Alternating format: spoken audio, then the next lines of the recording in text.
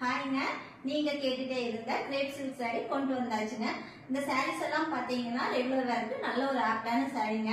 இந்த சாரீஸ் பாத்தீங்கன்னா 2 சாரி எடுத்துட்டீங்கன்னா 999 ஃப்ரீ ஷிப்பிங் வருங்க. சிங்கிள் சாரி எடுக்கும்போது பாத்தீங்கன்னா 500 பிளஸ் ஷிப்பிங் சார்ஜ் வருங்க.